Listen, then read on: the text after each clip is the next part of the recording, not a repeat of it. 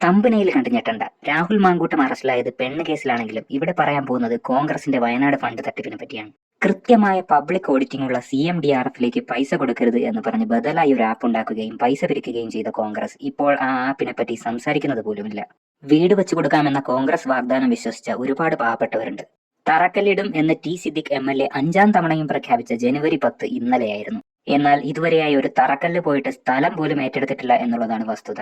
ഇതിനെപ്പറ്റി ചോദിക്കുമ്പോൾ തികഞ്ഞ ലാഘവത്തോടെയുള്ള മറുപടിയും ഒഴിഞ്ഞുമാറലുമാണ് നേതാക്കൾ ചെയ്യുന്നത്.